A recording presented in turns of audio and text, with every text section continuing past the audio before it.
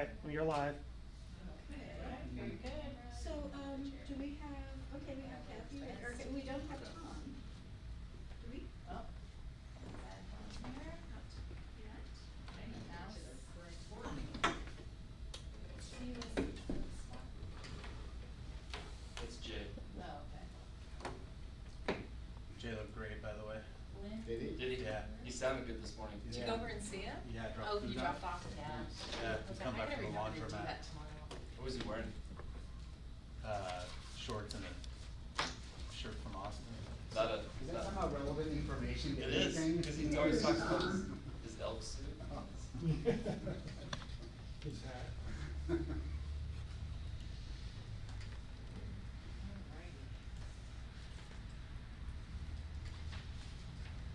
Is Jay on it? Ready to go.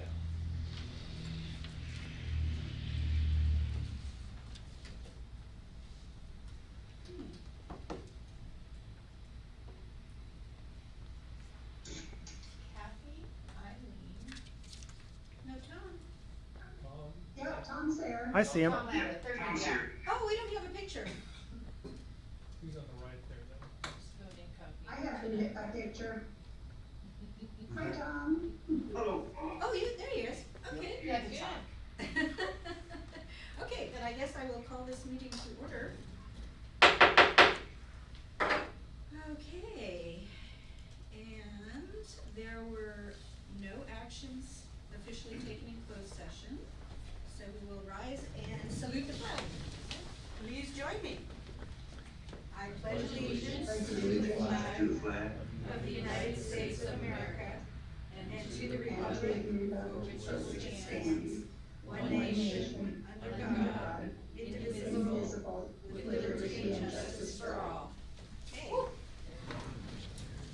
Okay, welcome to the regular meeting. This is the regular meeting, correct? Of Chico Unified School District Board of Education. And we are going to begin the meeting with announcements. Any announcements from anyone? Not here. Any items from the floor? And just a note, if our viewing public wants to add an item from the floor, or ask a question, or make a comment, please do so at publiccomment@chicousd.org. Okay, not seeing any of those, we will move on next to negotiations update. Yeah, just very briefly, we signed an MOU with CSEA this morning, and they are passing it on to Sacramento for approval. Keep our fingers crossed there, and we were asked to reconvene our MOU with CTA, and I got verbal commitment to, done just a couple of points, and we reached verbal agreement on that, so we're just working out the language, so just kind of update, every time the state changes the rules, in this particular case, it was about 80 hours of COVID-related, sick time, essentially, and they wanted to get that in the MOU, so that's where we're at. So, Jim, I don't know why, but your voice is warbling. Oh, you want me to speak up? Can you hear me now? That's good. So very briefly, we have renegotiated with both units, CSEA and CUTA. We signed a MOU this morning with CSEA, and they're just gonna move it down to Sacramento for final approval. And with CUTA, we reopened because they just recently passed the additional 80 hours of sick time that doesn't count against your accrued sick leave. And both units wanted that in the MOU, so that was kind of the primary issue. So, but we reached some language agreement with CUTA, so we just need to write it up, and we should sign it shortly, so just business as usual. Okay, thank you. All right, we will then move on to the consent calendar. Is there anyone who wanted to pull an item from the consent calendar? No. Anyone out there? Kevin? You did? Yes, I request that you pull 2.2. Okay. That would be one that has to do with approval of contracts. Okay, Correct. we will pull that will no longer be considered. Anyone else? Just for clarification, it just needs to be pulled for further discussion, not pulled altogether, but I need the board to consider some new events. Okay, so you wanna talk about it a little bit before we Correct. vote on it? Yes, Okay, correct. okay, great. All right, so, does anyone want to, offer a motion regarding the other parts of the I'm consent happy calendar? to move to approve the rest of the consent calendar. Okay, motion by Linda Hovey, second by Tom Lando. All those in favor, we'll do a roll call vote, starting with Tom. Lando, aye. Kaiser? Kathy? She's muted? Is she muted? No, I unmuted, so you Okay. can't hear me? I can hear you now. Now we can, Okay, so Kaiser, aye. okay. Robinson? Eileen? You wanna unmute? Can you unmute her? Can you unmute yourself?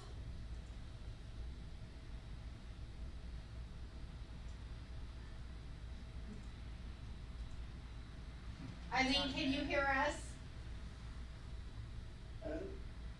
Okay, unmute. Can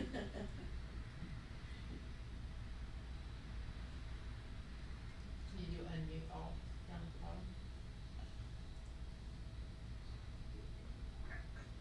Eileen, you're on, She's still got herself muted. Eric, if you scroll over her picture in that red microphone up in her picture, up above, and unmute. So, yeah, up there there, you go. there you go.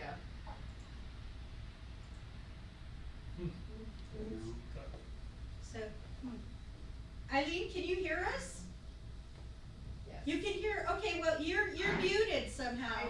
Oh, I know what I had. There you are. I was trying to have both things on my screen at the same time, and somehow or other it doesn't work well that way. okay, you're good We now. can hear you. Okay, so you wanna go ahead and vote? So, Robinson, aye. Hovey, aye. Griffin, aye. Okay, so, other than the item pulled, the consent calendar is passed. Kevin, would you like to speak about item 2.2? You're Unmute. muted. Now you're muted. Kevin, unmute yourself. Unmute. Sorry about that. Yeah. I would direct the board to the contract for general service agreement with Care Solace. Okay. And specifically within the agreement, if you look at item number 6. Item number 6 discusses the annual fee. Okay. And there's a second bullet to item number 6 that reads, the amounts set forth above shall be earned by provider when paid and shall not be subject to proration in the event of termination of this agreement prior to the end of any term or renewal term. I did contact Care Solace and noted that in this environment of unknown budgets, that the idea that if we had to cancel this agreement, that we would still have to pay the entire fee was not really a reality, as we may have faced in the past. I requested that bullet be removed, and they agreed to that. I think if we were to terminate early, which is just an option, I understand they're providing great service, so that's not a plan. But if we were to do it, at that point in time, then we would talk about any costs that they had incurred to date and pay our fair share for what they've provided. Good. So my request to the board is that you would adopt this agreement, noting to strike out bullet 2 on item 6. Okay, So thanks, Kevin, since that was my, Yeah. thank you very much. With that, unless there's any other discussion, I would move 2.2. I'll second that motion. okay, motion by Dr. Kaiser, second by Eileen Robinson. Any other discussion? Alrighty, so we will take the vote. All those in favor? Aye. Aye. Aye. Okay, so everybody said aye, okay. That passes unanimously. We will move on then to our discussion action calendar. The first item is with regards to a resolution which would suspend hearings with regards to the transition to district-based elections. And this is something that the governor has specifically approved, understanding the circumstances that we are in with regarding COVID, and that we cannot meet personally with people, and so it's been very difficult to convey the information that's necessary and get input from the public. And so this has enabled us, this will enable us, if we approve this resolution, to basically what they call it is tolling the time period, which means it cuts off as of today, and that period of time which elapses between now and the time that the order to stay at home is lifted, that time period does not count in the calculations, and that what we're held to by this action that they've taken. So anyhow, any discussion about that? No, so essentially we would be freezing. You're the freezing, time, right? yeah. You And- would freeze it. Yeah, and in order to really give the public a chance to comment on this and to have clear and precise maps available to them, I'm all in favor of this resolution. So that is where I'm at. I would also like to comment. Yes, Dr. Kaiser. So I believe, and I appreciate, Linda Hovey's, comments, but I think that we have some particular unique pressures in our community. Chico State dismissed 17,000 students from staying here. There are only 80 that are in quote-unquote campus housing in a special location, and there are some that are in private residences, but the university has dismissed them. Many employees and all the teachers are in effect doing it from a distance. So I think a very critical voice in how we might proceed, it would be missing, and that we would, by postponing and not stopping the time process once we resume, that lets everyone impacted have Agreed. a true voice on the issue. Agreed. Okay, any other comments? Eileen, did you have any comments, or Tom? Unmute. Oh, you're both muted. I forget, I'm trying to operate two mouths. Here we go. Okay, Two computers at the same time. I'm not apparently very good at this yet.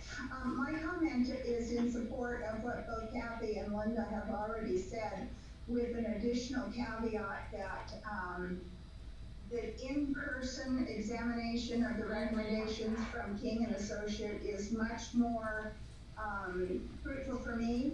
I have not felt, that I'm being very, competent, shall we say, in really, interpreting what King and Associates is trying to show us, and it's not because of their materials, it's because of the media. Not print, not general media, but because of what we're having to do electronically. So I'm in favor of postponing. okay, Tom?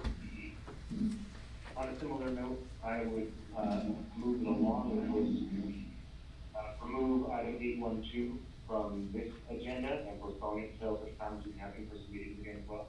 Yes, I think that would be, yeah, for the other reason too, which was, discussed, the fact that it's more difficult for the board itself to review the materials. So a combined kind of difficulty both with the general public, anybody who would want to be participating in the public meeting, and also the board itself Right. having difficulty with doing this from a distance, and just as we're experiencing here, dealing with all the technological problems just by, in this type of format. So, if we're ready, it sounds to me like the board is in agreement. If I could have a motion to pass this resolution, it will not only mean that we. Have a comment. Pardon? No, I'm raising my hand to be able to put the action on the floor. Okay, Second.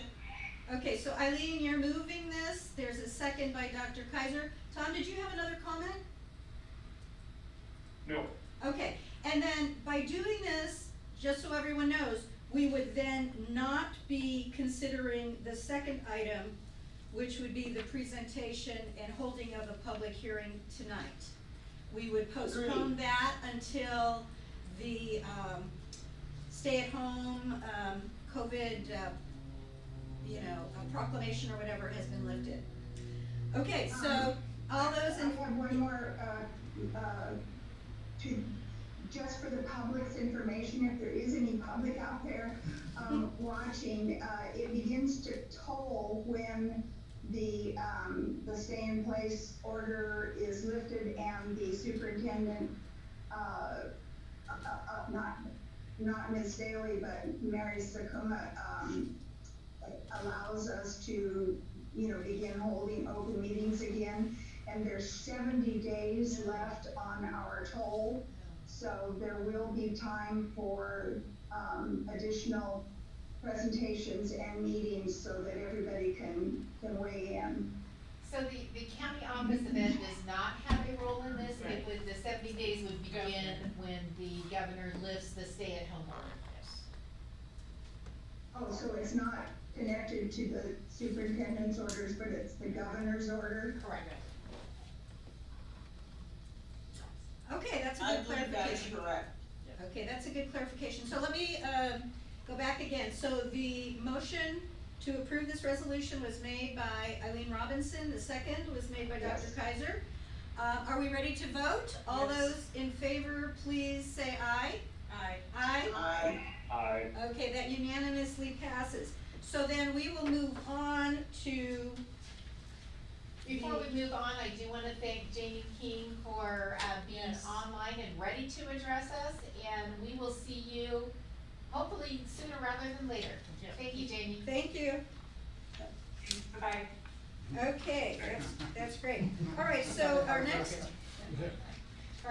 item is, item number 3 is regarding the approval of a board policy. This time it's only one policy, 6145.8, which has to do with assemblies and special events.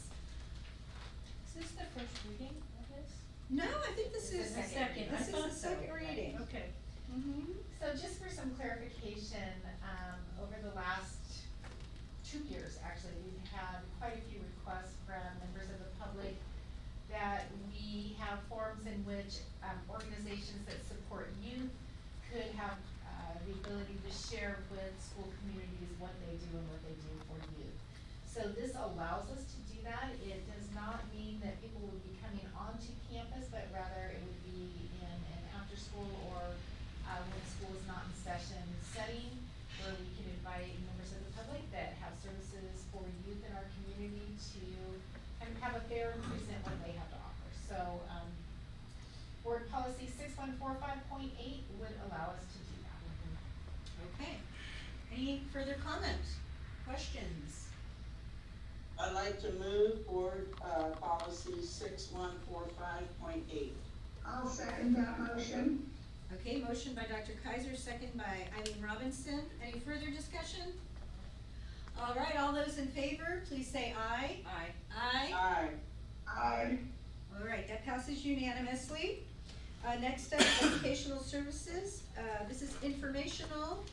It has to do with a distance learning update and the COVID-19 response. Mr. Harris. So, since, spring break, we have been in an online learning environment, and at the last board meeting, the board, requested that we give an update on how that is going. Yes. And Mr. Karras is here, Mr. Shepherd, and Mr. Sullivan are here to provide that update. Excellent. And I'll turn it over to Tim. We're just waiting for the slideshow to come on.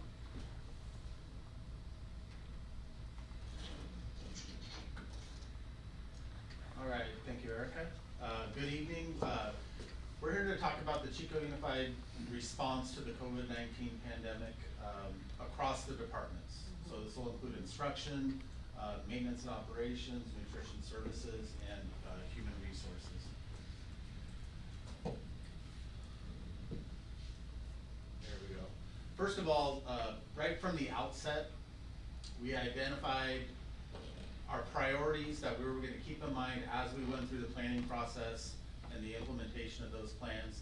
Number one was to keep staff, students, and the community safe and healthy. Support students and staff in all ways possible, including to acclimating to working from home. We knew that was going to be a big undertaking for both students and staff, and parents as well. Maintain connections with staff and students in order to support their social and emotional health and well-being. Okay, so we feel like all the decisions that we've made have kept those priorities first and foremost. The timeline, as everybody watching knows, has been a pretty wild ride. Our first announcement regarding COVID-19 came out Thursday, March 12th. Offering, we offered students, we had basically saying we understood if parents wanted to keep their children home that Friday before spring break on March 13th. Then throughout spring break, the news came fast. On March 19th, we made the announcement that school sites would be closing until April 17th. That was the best information we had at that point. During that following week after spring break, the primary undertaking was basically contacting families and seeing what their needs were regarding device access, Wi-Fi access at home, social emotional counseling needs, etc. So staff members from the sites made personal phone calls home to touch base with people. We didn't do the auto dialer whenever possible. Will you be coming back to that, Tim? Yeah, I'll be covering all this. All right, Yeah. very good. March 25th, we began the implementation of distance learning and of the planning stage, which I'll go over in a bit. Then, 2 days in a row, March 31st, we made the announcement that school sites would be closing until May 1st. Followed up the next day saying we're gonna close through the end of the year. So, The minute we made an announcement, the governor upped us one. yeah.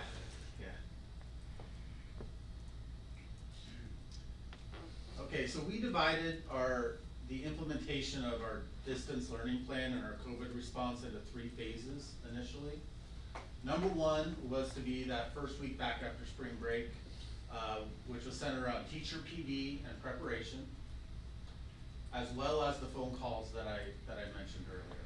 So 2 things were going on that week, primarily teacher PD and preparation, which was a lot of just having teachers working together, working in collaborative groups or with their site as a whole to get ready. Phase 2 began that following week, and that continues through this week. And this is where we're wanting to get kids back, welcome them back into the classroom community, get them comfortable with the technology and the way instruction is run, and the structure of things, allow parents some time to acclimate. And then phase 3, starting on April 20th, on Monday, is truly focusing on new content, solid standards-based instruction through the end of the year.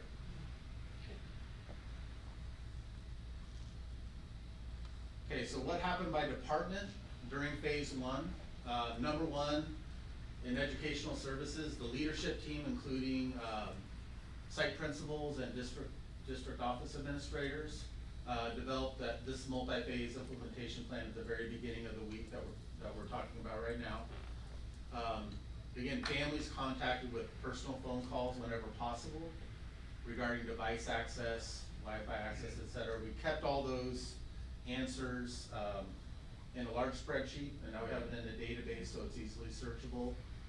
In fact, we just pulled the students that need Wi-Fi access to send off to the county so we can get them to run a nice map for us and can identify areas where we may be able to put hotspots and get the biggest bang for our buck. And then, like I said, teachers were preparing for distance learning implementation.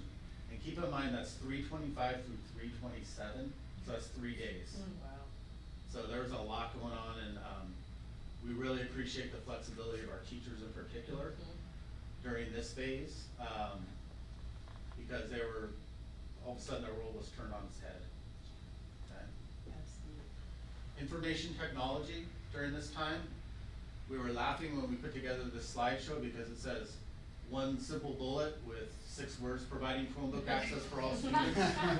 John But- Vincent and his team are amazing. Yeah. Yes. Well, it's John Vincent and his team primarily, but it was also site staffs, making Right. phone calls, office managers, targeted case managers, attendance clerks, principals, making teachers, making contact with families to make sure everybody had their devices.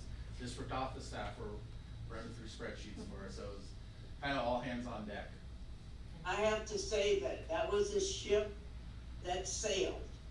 And it was thanks to the work that you guys did, all of you, tremendous. And we continue to make sure that kids have access, and, because we're always replacing devices, et cetera, so. And then during this time, we provided, the IT department provided guidance to families on, free internet access, ways to access, free Wi-Fi hotspots around town, et cetera.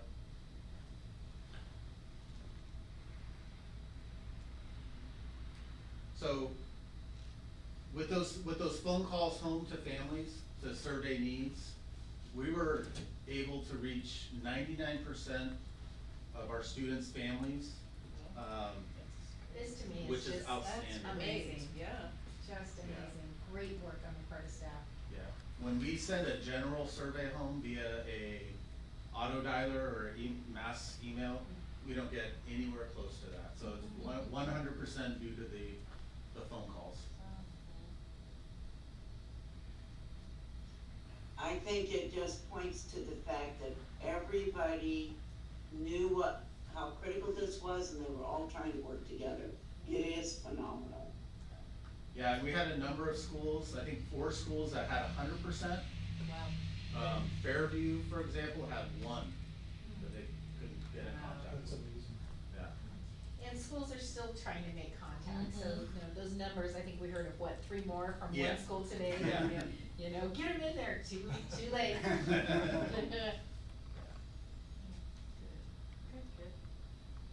Okay, so during this time, during that week, nutrition services began to provide meals at 4 sites throughout the city. So anybody under 18 could come into any of those 4 sites and receive meals 5 days a week. Maintenance and operations, and I'll back up even before this week with our maintenance and operations crew, because they worked very hard, like over spring break, making sure things were clean, working extra hours, et cetera, so they truly went above and beyond to make sure we were as clean as possible. At the point we went on spring break, when we left, we thought we were coming back on the Tuesday after that week, so they were really focused on cleaning, a deep clean to make sure that there was no germs in classrooms. So we really wanna show our thanks to those folks. Absolutely. So then back to this week, they're already thinking about, at this point, accelerated summer cleaning, making sure that our sites, making sure we're moving as far in advance as we can with that summer cleaning. So we're going to be able to get schools as clean as they've ever been. Equipment maintenance, doing maintenance on equipment. We have some other details coming later. Transportation staff began sanitizing their equipment, their buses.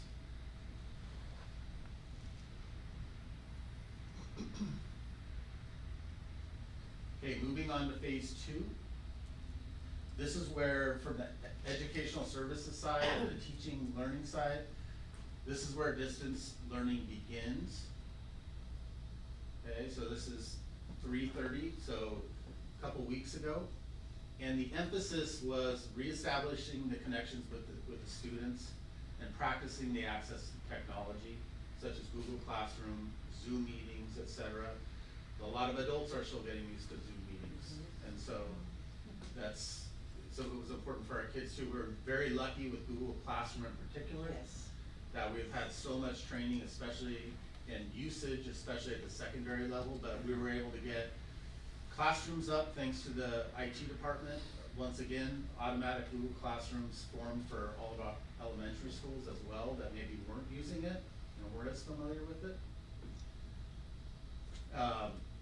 The office hours for teachers, right off the bat we said, okay, everybody needs to be online and available instantaneously, essentially from 8:30 to 12:30. And that's when the core of your teaching day is gonna be. Of course, for the rest of the workday, you're still in contact with folks, but you don't need to be available instantaneously. The reality that we've been hearing anecdotally is teachers are still available for phone calls and emails late into the night. And in fact, that's something that's come up a lot in our minds about the workload that teachers are under right now. So another big task during this time has been, because we're still in this phase, so planning with teacher leaders for the implementation of a distance learning grading policy. Okay, and I'm gonna get into more detail on that in a second. But that was a big one, because we were getting guidance from UC and CSU systems as well as the state, and that was kind of developing. But it came to a point where we could actually work on policy at this time. We're really proud that our English language development program kept on going online. Good. Online instruction, we have an example picture later to show you on that. Preschool instruction continued online. We have an example of what they're doing. Oh, good. In the special education world, IEP meetings continued via Zoom, and instruction continued online. Good. So everybody's just kind of making adjustments to the online life. I just wanna brag about, our special ed team a little bit. They were part of the conference today and, were highlighted as being, setting the standard for the North State. They really are doing a great job with providing special Well done. education instruction to our kids.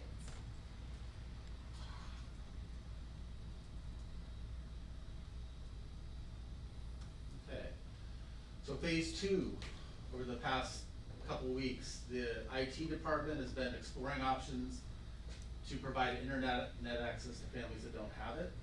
We've applied for a grant for a number of hotspots. We're looking at, John Vincent and his team are looking at everything you've heard of around the state that people are doing, he's looking into right now, basically. We also set up a parent technology assistance phone line, so parents can call from 8:30 to 12:30 with tech questions, and they get one of our instructional paraprofessionals for computers. Yeah, that's, So- I'm sure. Very much That's a hot appreciated. number. Have a lot of access to Yes, using it? yes. Good. I don't have numbers, but That's anecdotally, yes, Good. absolutely. And that's manned by CSEA personnel on the front line, helping parents out. And throughout this whole thing, the IT department has continued to support the staff as normal. As their normal system but that's been a lot busier because more people are on technology. Nutrition services continues to provide meals at those 4 sites. And maintenance and operations, continuing to plan for what do we do when all the teachers are out of their classroom coming up here in the next few weeks, or through the end of May possibly. How are they gonna plan the logistics around cleaning and sanitizing, and then things like gym floors have already been done. Some of the logistics that you just don't think about there is children went away for spring break and left everything in their desks, so. Yes, that's You know, true. the clothes that usually Oh. we get back to people at the end of the school year, the supplies in the desk, the gym lockers, the sports lockers, all of that. It's all sitting there still.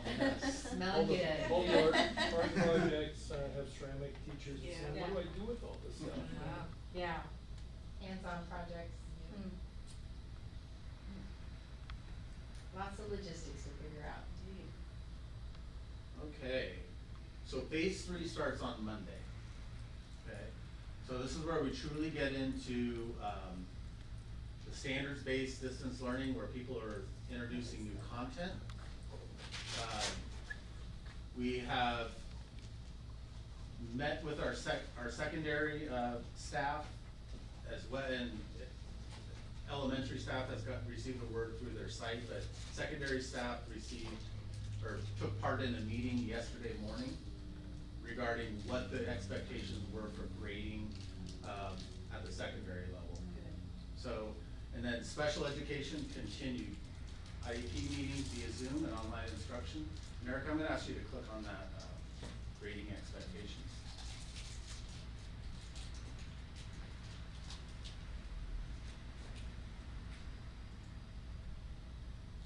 Can you scroll down to the second page, please?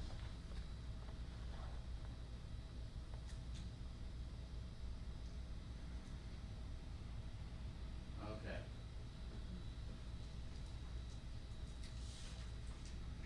Okay, so as we worked on this, grading guidance document, first of all, I wanna say, we called on our DLC to provide input multiple times.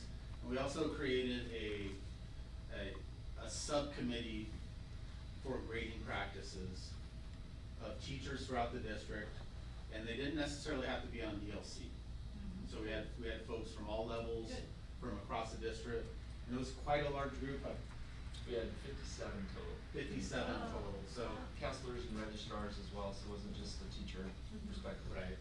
And administrators, I mean, everybody would get on Zooms, and, we had 3 meetings, all in the course of 4 days. 4 days. And then a separate DLC meeting.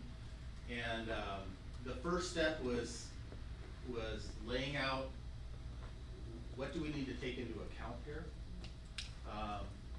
And what we decided is that per guidance from the state and the CSU UC system, we wanted to make sure that we weren't penalizing kids for a situation that they had no control over. So we wanted to make sure we didn't harm anybody's future by penalizing them if they didn't have internet access, a quiet place to do their work, support at home. We wanted to make sure we were not setting kids up for a mark on their transcripts that they had no control over. Okay? We wanted to make sure that students had some level of accountability, and they were provided feedback, meaningful, timely feedback, just like they get during the normal course of instruction throughout the year. So what we ended up with, I'm gonna take you through the grade. You can scroll down just a little bit. Chart. Yeah, the chart. Is for secondary, we're looking at the grades as of March 13th as kind of as a baseline. And what we're saying is that if the student was passing a course prior to, as of March 13th, the work due by March 13th, if they were passing that course, they cannot fail that course at this point. Okay? Grades will continue to be kept as normal in the Aries grade book, but at the end of the term, all students will default to a credit or a pass-fail grade. So the default is students will get a pass or a fail. Okay? So during the term, from here on out to June, grade books will still be displayed. And at the end of the term, students receiving a passing grade will get a pass, and students that maybe had an F before, if they still have an F, they would get an F, but anybody that passes, that was passing as of March 13th, cannot fail. Okay. The reasoning for that, again, is to make sure that we're not holding students responsible for conditions completely out of their control. And I'm gonna throw out one example of, situations out of control. We had a call down to the DO, from a family of 2 nurses who had a number of kids. Yeah. Elementary, middle, Yeah, high school. all through, and they said, you know, they're working long hours as nurses, and they had a number of kids at home, and they called down to the district office, and they said, hey, I'm not trying to be rude, but we just don't have time to respond to these communications from the site. We're not sure if you wanna add to that. Yeah, they just said they were working 12-hour shifts at the hospital. By the time they shopped, came home, sanitized themselves, tried to sit down with their children and look at the work that had been pushed out. They were understandably overwhelmed, and so that was really kind of what was the bedrock of the conversation about how do we hold kids harmless when these are the situations happening for these families. Two of those kids are secondary students, and so they each had 6 teachers, so you multiply that by 6 in the communication, and our teachers are amazingly conscientious. Right. Right, as you can see from the chart, communication, so, you take those kinds of things into consideration. So the high school grades with pass-fail, how are the universities dealing with that? So, yes, the universities have said, that's okay, they'll take that. That. So grade point average, like when you're, don't they need to figure that in, or don't they figure that in on applications and The everything? pass-fail doesn't. It doesn't? It's like excluded. It's completely removed. Huh. Because, I mean, this is what's so unique about this situation as opposed to the campfire. Everybody's in the same boat. Yeah. So, CSU and UC have said they will accept pass-fail grades, credit, no credit. It's even, I believe, impacted the athletic side, correct? It has, CIF is working with the CDE to, most likely they're going to waive the GPA requirement for eligibility for next year. So it's across the board. Yeah. The SAT and the ACT were canceled, Yes, I heard that. so there's So people. the universities have been very responsive. They're seeing what's And happening. I was reading about the, advanced placement testing, Right. and that's gonna be happening, Yep. continuing, so that's. Yeah, and so, that pass-fail grade is the default, Right. but at the end of the semester, parents can say, no, I want that letter grade. Oh, okay. It's kind of the best of both worlds. Yeah. And I really have to give kudos to John Shepherd and the secondary DLC and the teachers and principals. I mean, they hashed through a lot. I mean, I thought, oh my gosh, we will never get through all of this.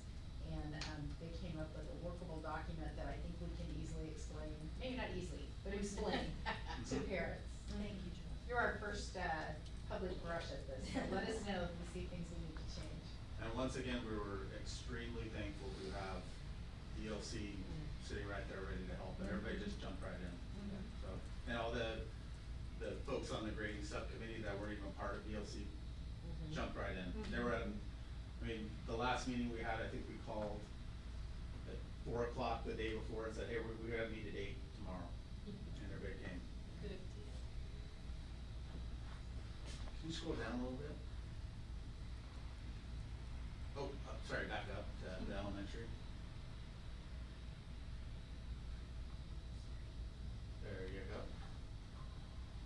So in the elementary world, it's a little bit different because the letter grades don't have that, the same gravity that we do, especially at the high school level. So, we went out of physical classes due to COVID right after the close of the second trimester. So those second trimester grades are kind of like the baseline, like the March 13th grades, for secondary, and then students can maintain or improve that grade if they submit a minimum of 60% of the number of assignments with a passing score. Alright, can you take me out of here? Back to the slides. Alright, so phase 3, IT will continue to explore options for providing access. Lots of work is being done in the state, so there's a number of options. It's just what's viable for us and best for us. We'll continue our parent technology assistance line and continue supporting staff the best that we can. So what is, how have, in general, the parents and everything, have been pretty happy with how the way things have been going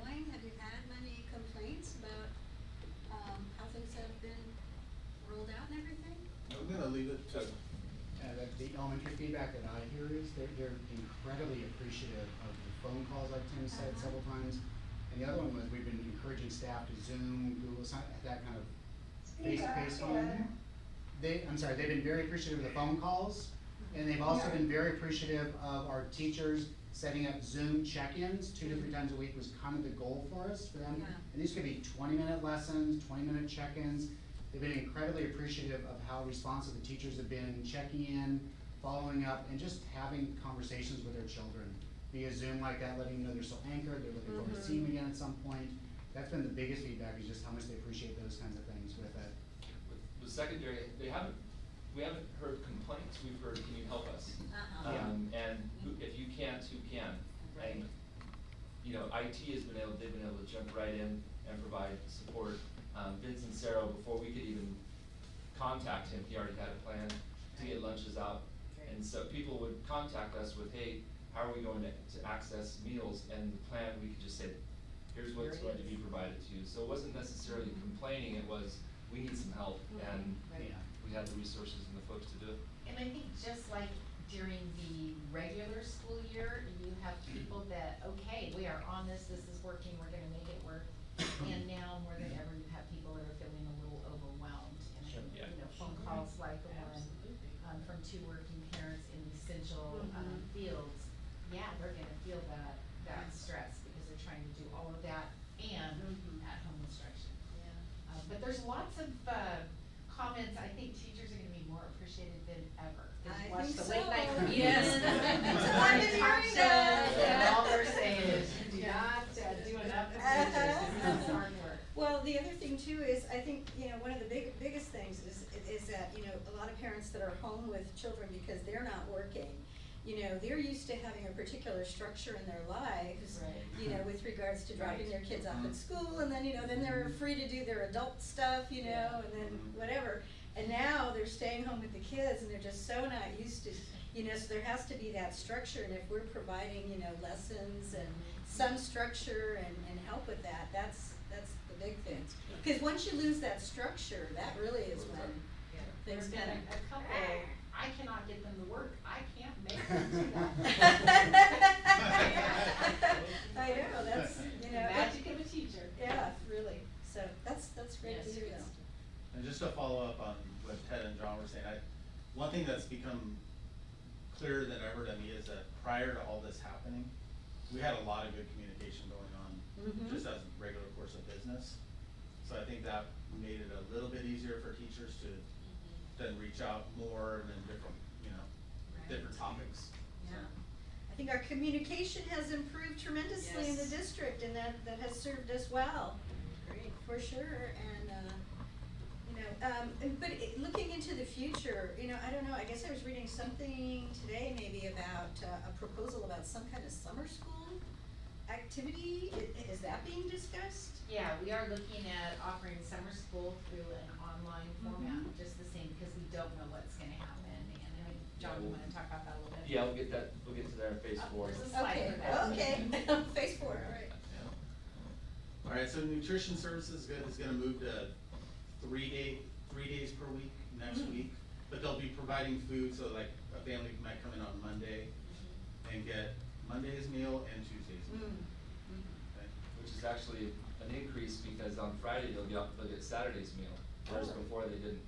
They're gonna get 6 days So worth. they'll get 6 days instead of 5. To toot Vince's horn a little more, Vince was very happy to do that also because he felt like focusing and only doing it 3 days a week, they could create more quality meals and make them a little more elaborate and tastier kind of thing than trying to do it daily. And that also. And some of the things we heard from parents is that coming out every single day to pick up Right. a meal during times that you're supposed to be sitting at home is a bit of a challenge. But if you're only now having to do that 3 times a week, it's easier. Do we have an idea, rough number on how many meals we're serving in our community? I know initially we were serving, about 1,200. I don't know recent numbers. Kevin, do you know recent numbers? I think the last number I heard from Vince was about 3,000. Wow. So it went up. Oh, my. Thank you. Wow. That's great. And the other thing nutrition services is working on is ensuring that as families' financial situations change, that they're able to, complete new free and reduced lunch applications to make sure we're catching those Oh, families yeah. whose Good. finances have Really changed. important. Yes, it is. Wow. I just want everybody to realize how the tremendous organization with nutrition services probably prevented us from having a serious crash with all these families and kids who either couldn't go to the store and find the food or didn't have the money because of their employment. This was a huge thing for the community. Yes. Yeah, so maintenance and operations will continue with the accelerated summer cleaning through the end of the year and beyond.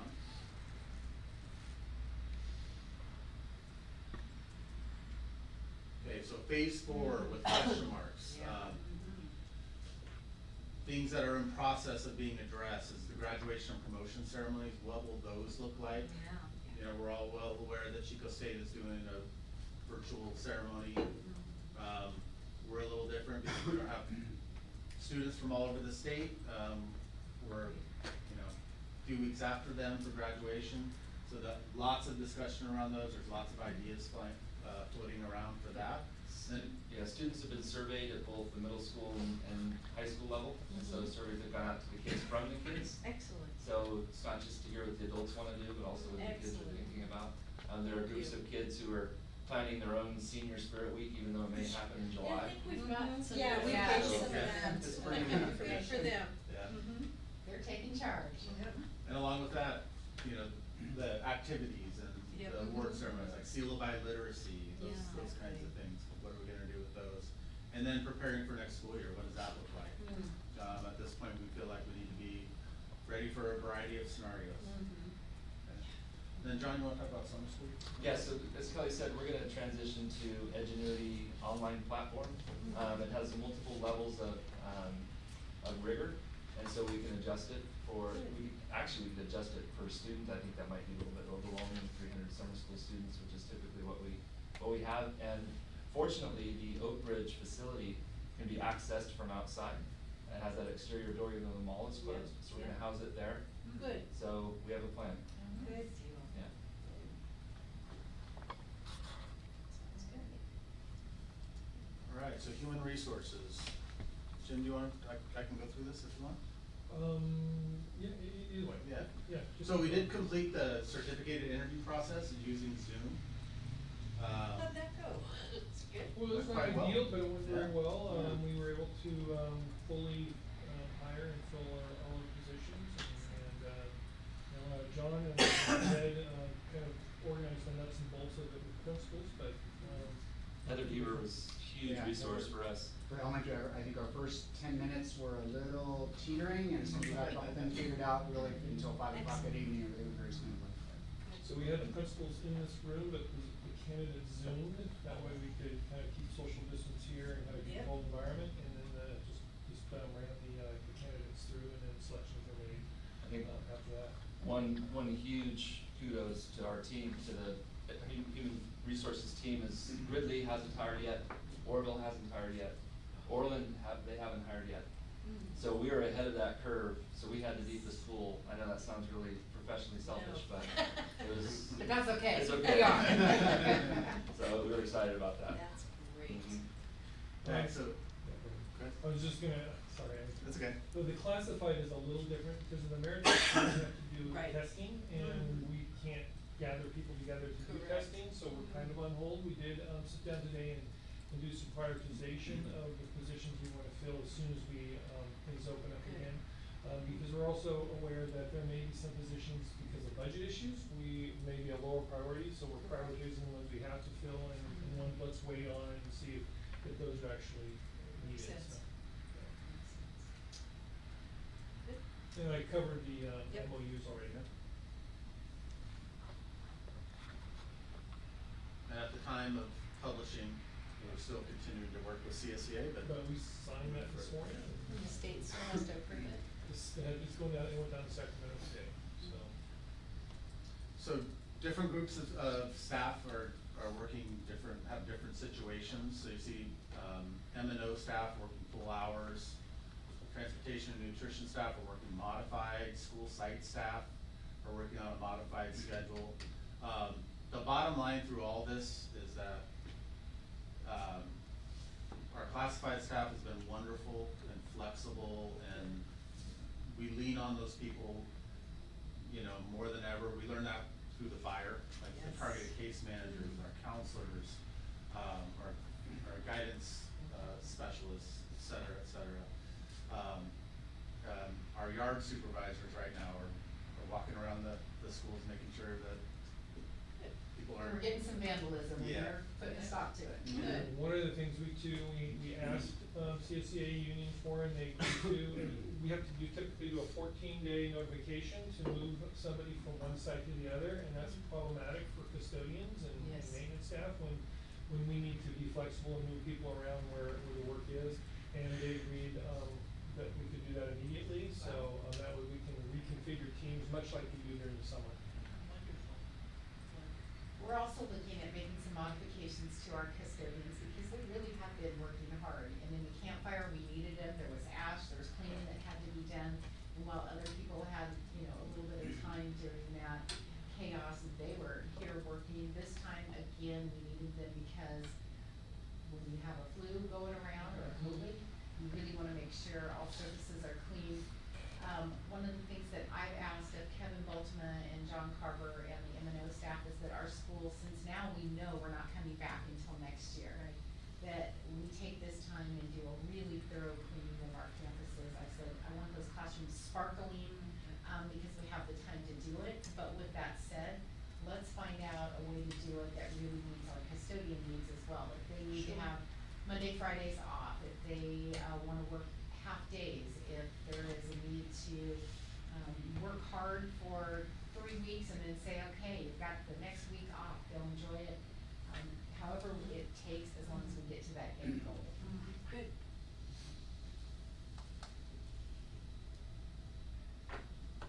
Alright, so we just wanted to highlight some things that are going on Okay. at various levels, so I'm gonna let kind of Ted and John take this over, and I'll run the clicker. Just, it's not only just in the junior high and high school and elementary school, but really preschools are doing the same kind of online learning situation. I talked to Kathleen a lot about it. So they're actually, she sent out a bunch of play packs to families so they'd have activities to do with their children at home during this time. Great. Cause they're in the same boat, like you were talking about, Liz, they were home with those kids Yeah. all day, It's 24/7. hard. They're desperate for things. So they were putting those kinds of things out for them. They actually have Zoom meetings with their families. They let them know times, they kind of do activities with them. They use a program called Class Dojo, and they record songs and things like that and push them out at home. So families can do kind of circle song time with them also, with those kinds of activities with it. They're emailing things for them home to do consistently as well, sharing websites with them, but then, like it says at the bottom, a lot of ongoing communication with the families, phone calls, emails, online messaging, just when they have questions, concerns, what do I do with my child, my 4-year-old at this time? They're there as a resource for those families also, to really kind of respond, give them ideas, just keep the family connected, keep that child connected with a school kind of activity also. So I would say they're doing as much, I don't say therapy, but like parent support almost with those kinds of things, just for those reasons, as they are kind of providing learning activities for the students as well with it, so they're like. Ted, I have a question, and it's a selfish one, but I think based on the workshop that we got to do with, the TK and the kindergarten, the 3 presenters at that last one, we were talking about how critical to kindergarten success was the TK experience or preschool. So as far as I know, certainly with my own grandson, all the preschools closed. I mean, there are no preschools. Correct. So is there any context in which we could make some of these resources available to families who know their child is gonna start kindergarten with us in the fall? I think, Kathy, if we knew there were families out there looking for access to these resources, our preschool program would be happy to share, our TKs are happy to share. So if you know families out there that are looking for these kinds of things, if you give us names and numbers, we will hook them up. and put them on mailing lists or those kinds of things also. And then I'm also gonna ask Erica to just speak a little bit about the family resource tab that she has created, both as a former teacher Yep. and as a parent, on our website. And on our website, we have a distance learning site, and a lot of the features that Tim and Ed Services were talking about, how to access internet and find stuff, also has online resources. We're working on tying that together with the separate elementary schools that are developing their resources. Some of them are mental health, some of them are curriculum. And so that is available to the entire public and is continuing to be built out. Oh, good. And you have that kinder camp type of thing that would be happening in the summer. We are hoping that's still gonna happen. You know, We have a list if of that names. doesn't happen, you could use those materials, can't you, at least to, Absolutely. yeah. Yep. Because you have those people already We have targeted. people interested, yep. Yeah, so that would be good. But we've been really happy with, well, everything Kathleen and her whole team has done with That's, those kinds of yeah, things. that's great, and I know they have such, strange requirements for qualifying for that program, and I just kinda wonder what that's gonna look like, because don't people have to be working to be in there, and now people aren't working, and? Kathleen's impression is everything is kind of on hold, including some Yeah. of those conditions for it. Mm-hmm. So she's not sure exactly, I think it's hard to get definitive answers right now Yeah, I about some of bet. those things. So she's just grinding along, we're all closed right now, Mhm. we're trying to stay connected, and they're gonna kind of see what happens when we come back from Yeah, it's this. kinda like frozen, right? Exactly. As far as that time frame went. Yep. Right now. So, next one, this is one I've been thrilled to watch this, I think a lot of things have happened phenomenally well in our district. When our ELD folks, just a great symbiotic, connection of a lot of people coming together to do the right things. We just talked a lot about what are we gonna do with our students that speak second languages at home and are missing out. So immediately, our ELD teachers went through, they developed a list of the students they were working with. We got those lists of students to our TCMs. We had our TCMs contact all those families, help those families walk through how to set Zoom up in their homes. So then what you see up there is actually a picture now of our ELD teachers are actually teaching ELD lessons via Zoom, because the families know how to log into Zoom, how to access it. So 3 times a week, they're doing about a 20 to 30-minute lesson, very geared at kind of following our ELD processes and practices, and kind of walking through it just as if nothing has happened almost, if you watch it.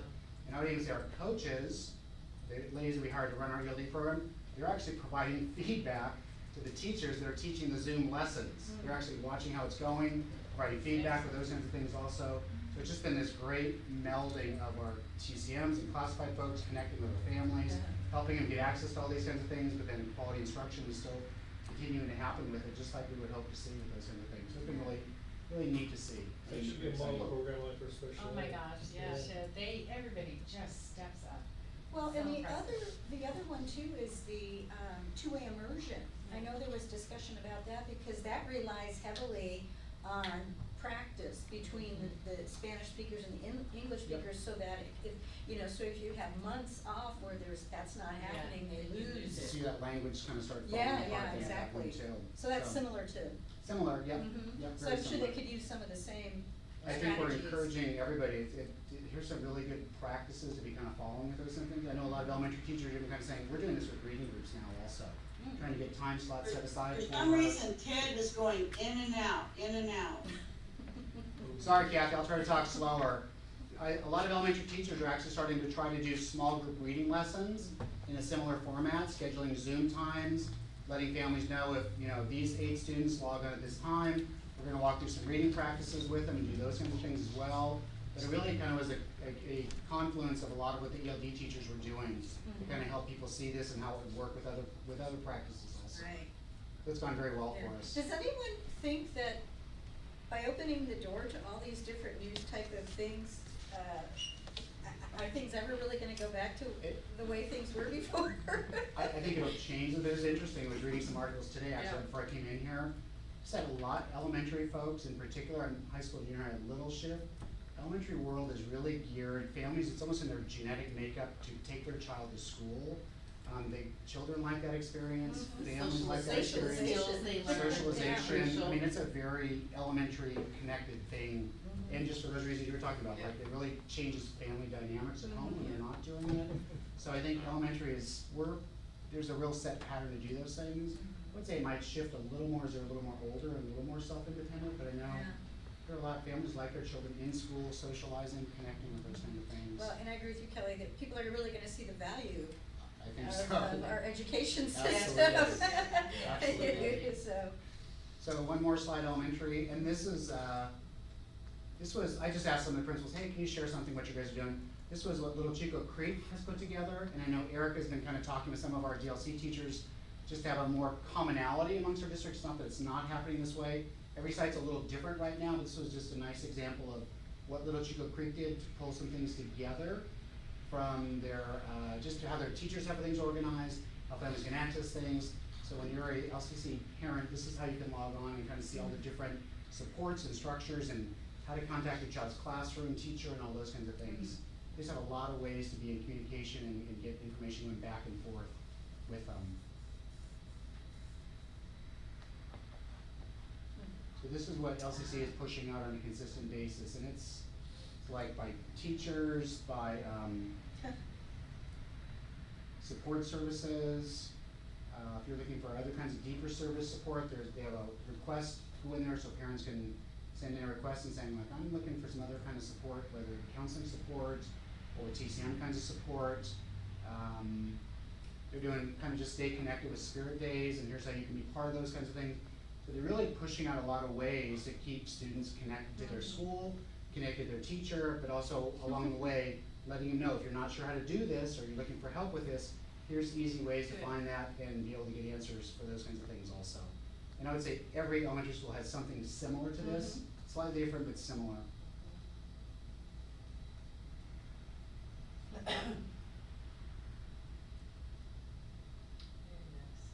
So you'll see, like I said, something for every school happening like that. They're having a drive-through parade Friday, is that right? LCC's Marigold did a drive-through parade also, kind of connecting in. Some schools have done kind of putting signs out and connecting with it. They're incredibly creative, keeping ways to kind of connect with their families and keep them part of things. And John's gonna talk a little about junior high, high school. Yes, results. so we're putting this together, we're trying to think how we could progress through the grade levels, and just wanted to highlight a teacher here, and it seems really rudimentary until you start to think about, she's teaching IM1 to 8th graders with parents who probably can't do the math. Right, so I just wanted to show a real quick clip. She's already recorded, according to Mr. McKay, 20 of these little short lessons, and so she can show students lessons, stop them, work with them with the lesson, you know, so actually be more enhanced in the classroom because she'll be able to stop the instruction, answer any questions, and work them through it. Because she understands that there are many parents at home, maybe they're not at home or not able to do the math. And these are recorded also, so students could rewatch them Oh later. yeah, they're all YouTube. Sure. Yeah, nice. I don't know how to call it. And we can just show.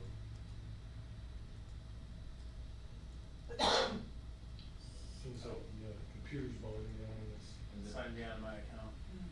Anyway, we can skip over that, but it's just, you know, there are so many social emotional successes, and I don't want folks to lose sight of the fact that we're gonna be moving to that phase 3. Good. And so teachers are prepping, you know, for new content, moving those kids forward, because when they move into next year, if you're an IM1 student, IM2 may slow down a little bit, but not too much.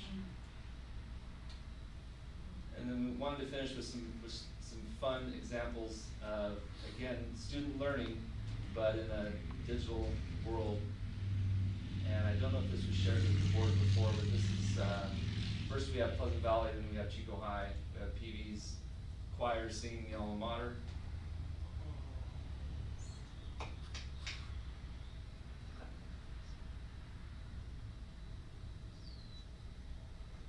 And they did put this on YouTube, so we're okay with I saw with this, faces, yeah. yeah. What's the Zoom version, Yeah, so they all logged in eh? and were That's great. singing together.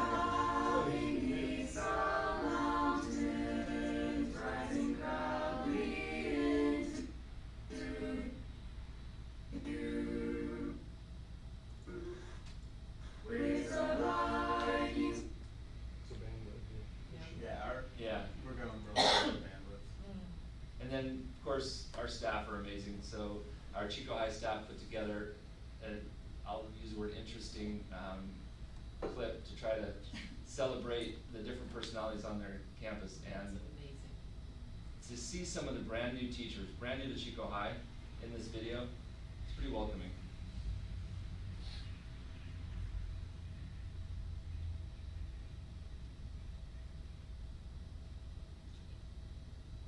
You can't touch this. You can't touch this. You can't touch this. You can't touch this. My, music. So they go through almost all the staff who are available with different things they can't touch, and it's pretty appropriate for COVID-19. Good theme song. Perfect theme song. That's great. Okay. We might lose teachers to the public, entertainment sector. I think we're safe, yeah. Yeah, they're not very good. They're better teachers. So, our apologies about the bandwidth issues we just had, but the presentation's available online on the agenda. Great, So, thank you. take a peek, and any questions? I do have one question, and again, this just, if you can give a ballpark, about how many students do we have that don't have a device or internet? Do you have any idea? Well, that's a different number. We think about 5% without internet. Wow. We've offered They all devices. have a device. Yeah. Yeah. They all have. Internet Yeah. access is the issue. Yeah. So we're using, again, going back to some of the things we already talked about, the Obama phones have been Right. successful. Right. So there are some things that John Vincent he literally drove down to Chapman Town, with a map and checked out the hot spots and realized that one of them wasn't working, so he drove downtown, made it work, drove back to make sure, he just. Wow. people With a driving student around. Chromebook and his phone and. Yeah, we hope someone else was driving. Yeah. Great, Told us thank he you. pulled over. Okay, thank you. Thank you. And thank you guys, great Yes. presentation, really kind of highlights the Yeah. awesome work that's happening both in ed services and at our school sites with both classified and certificated staff. Right, very reassuring that, So- things are still on track. If there's not questions, I'm gonna go ahead and let the ed services Yes, please. go. Thank you, and thanks for letting me share. Yeah, There's a lot of thank really you. great things going on out there right now. It's kind of an exciting transition, but, we'll be happy to get back to a little more normal, so. Good. The new normal. The new normal. Yeah, I'm sure it'll be different, but.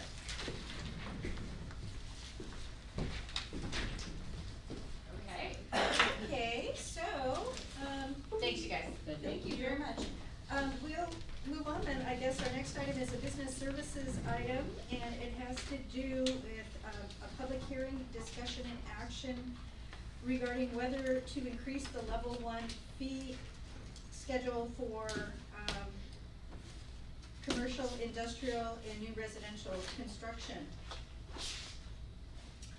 Is Julie talking, or Kevin on this?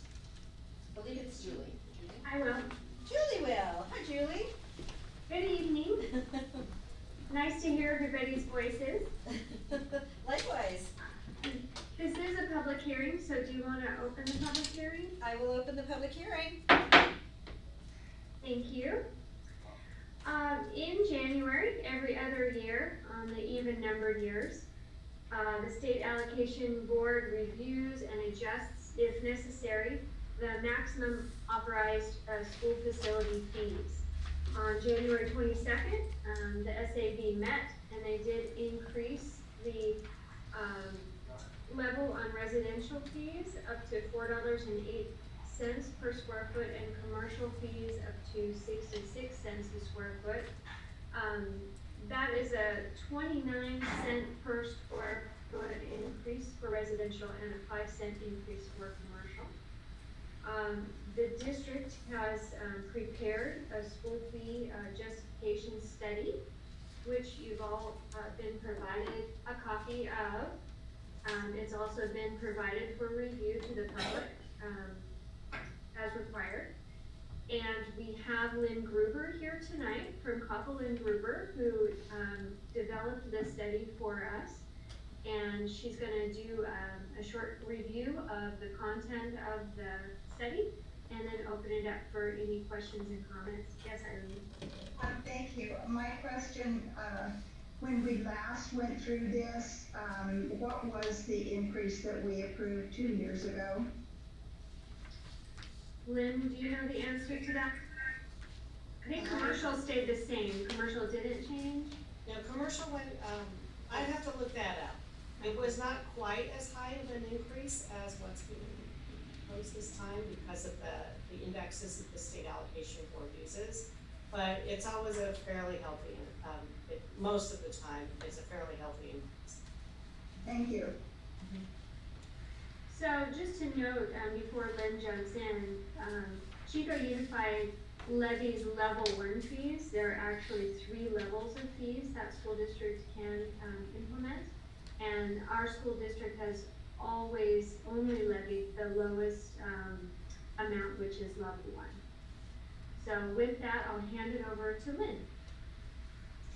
Thank you, Julie, and again, my name is Lynn Gruber with Copeland Gruber Public Finance. I'm happy to be with you virtually. Sorry I couldn't be there in person this time.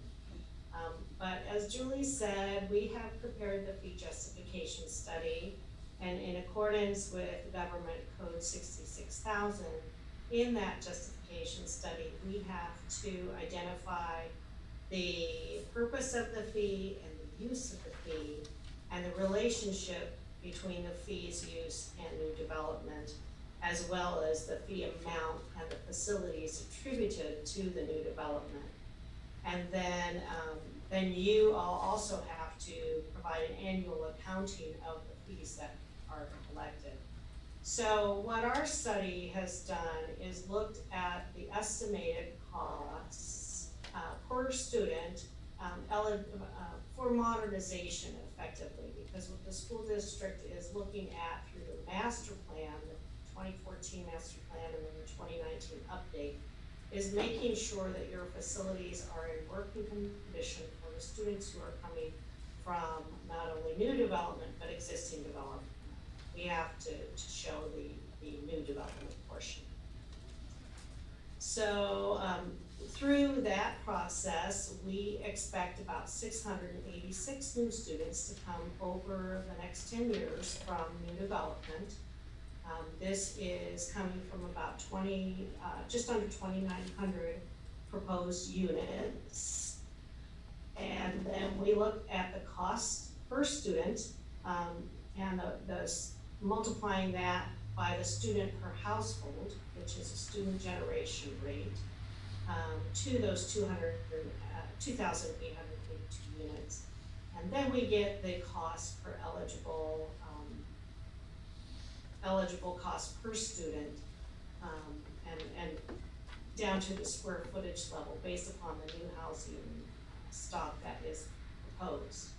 So the estimated cost per student is about $10,800 per student, and the average square footage of the units that are being proposed is about 1,360 square feet per unit. So that gives us a fee of $7.94 that we are able to justify at this point in time. However, again, the state allocation board has capped that at $4.08, so the district is justified in levying the $4.08. There's also the methodology for commercial and industrial, which relates to the students that are generated from inter-district type of transfers, as well as a new commercial that comes in, typically brings on new housing stock as well. And we've justified the 66 cents per square foot in all the categories except for the rental self-storage, and that's because the rental self-storage, there's a lot of square footage that's built, but very low employee count. So the square footage for rental self-storage is only 18 cents that we were able to justify. So that is kind of a summary of the report in a nutshell.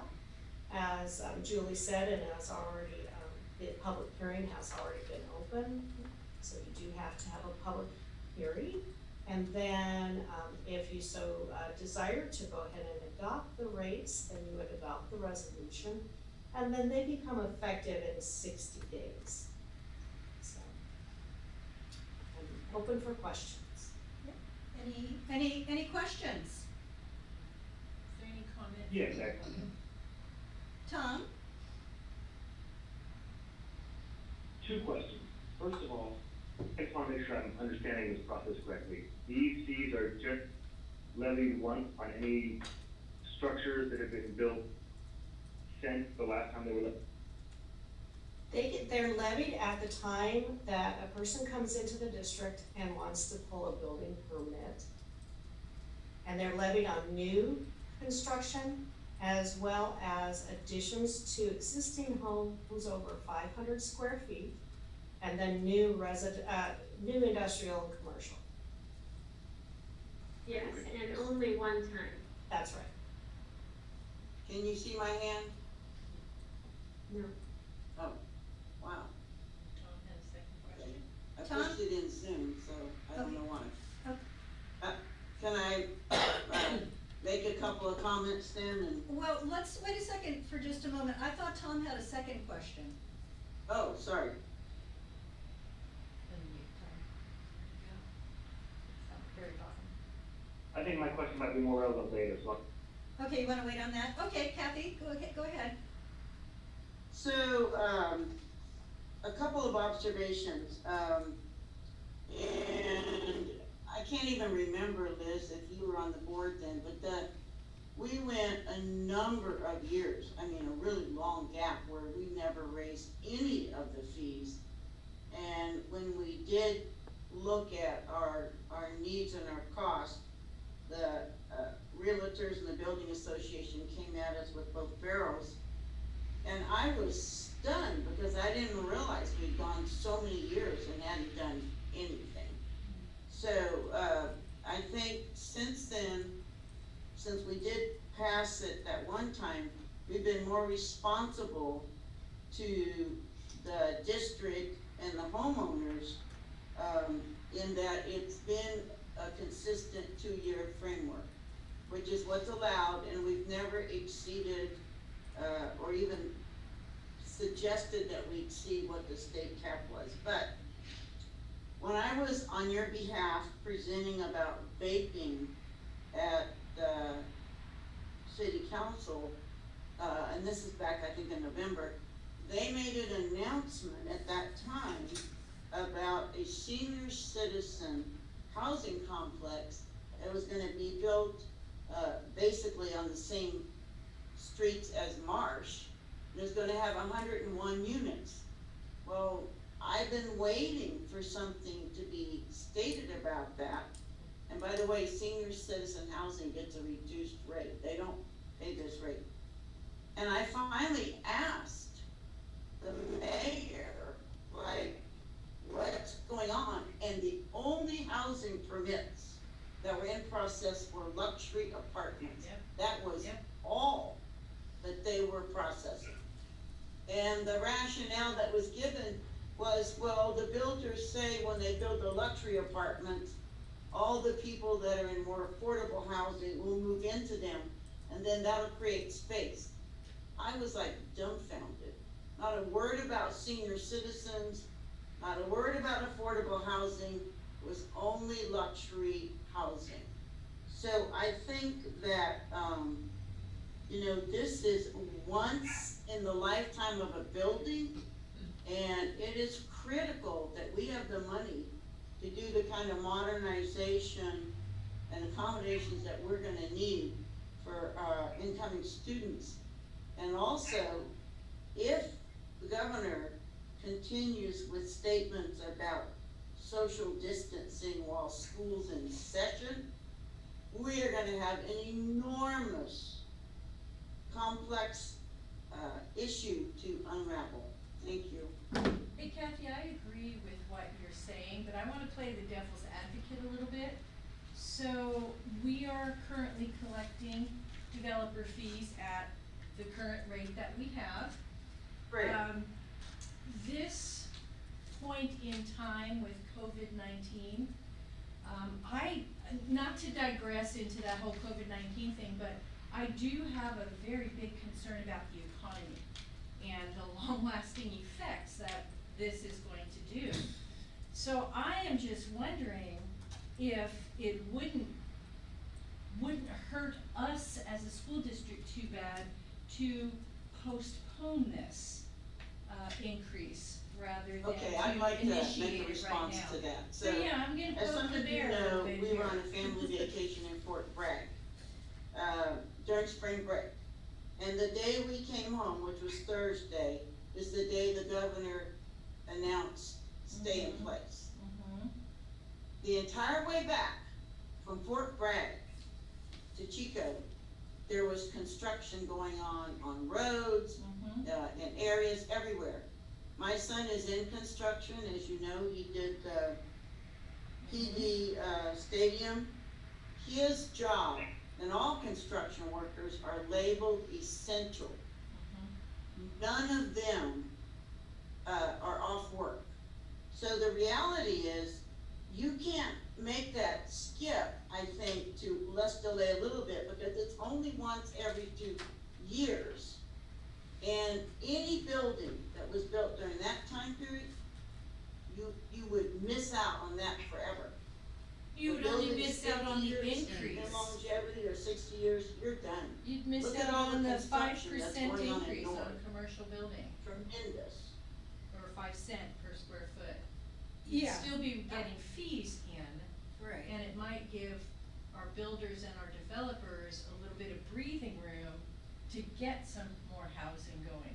Other than luxury apartments, because I agree with you on that, as I have driven around town and see construction, it's all luxury apartments, so, you know, that's, I don't know, like I say, I'm throwing it out there for some discussion. We had received a letter from the Chico Builders Association, and, I understand what they're saying. Right, exactly, and, you know, we've had this discussion also before, even back in 2008, 2009, when the economy crashed, Mhm. and, you know, things were really It was horrible, horrible, and this, yeah. of course, comes up, cause it Yep. came up every 2 years. Yep.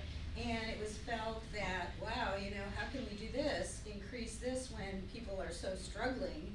And a lot of small businesses, but especially construction businesses, were going out of business Mhm. at that point in time.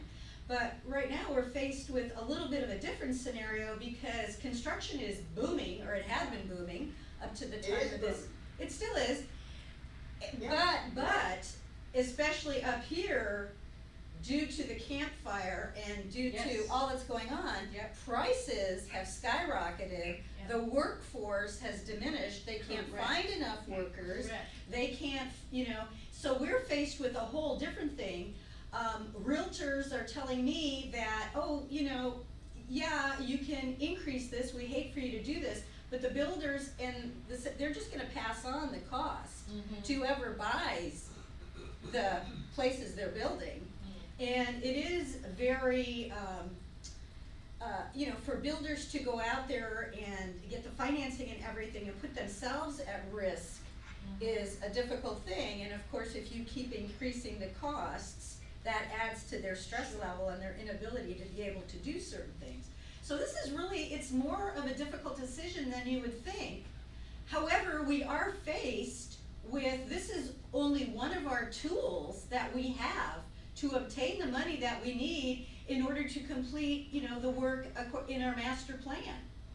You know, we have certain tools that are available to us, and we've utilized those through the process of, you know, putting the propositions on the ballot or whatever for you know, to gain the money through, you know, and we did that in 2016, but we still are falling way short of what's required to get our buildings up to what we want to achieve in our master plan. The certain level, you know, that we all agreed to, which I guess is only really 60%, if I recall, across the board. And so it's a really tough decision to make. And, you know, I feel what you are saying, Linda, and you know, I agree with that to a great extent, but then I also see And the documentation, and the report, I read that very thoroughly, Yes. Lynn. Yes, the report's great. Was really an excellent report that Yep. laid things out. Yep. One question I have too is could it be delayed? The Chico Builders Association had specifically requested that if indeed you do increase the fees, can you delay them till January? Is that even possible, or does this have to be enacted and go into force in June or July, whenever that date is? Yeah, 60 days. Within 60 days? Yeah. Is that an absolute? Julie, do you know that? Or Lynn? Yeah, we've never had a school district adopt a resolution and then delay the implementation. We'd have to look into that to see if it was possible. Again, these won't go into effect for 60 days, so they wouldn't go into effect right away. Mm-hmm. Okay, yeah, Eileen? Liz? Yeah. Yeah, this is Eileen. A question of any of our three experts. In the backup material that I read, we use this fee to help with matching funds that we are able to get through the state.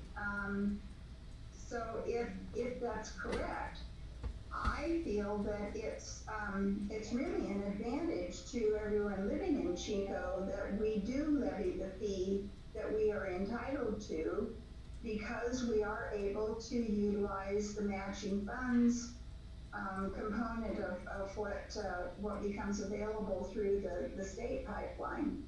And I agree too that we need to stay leaning forward into getting our facilities master plans as close to moving along on the time frame that we had initiated, because when we wait, our costs go up and our buildings disintegrate.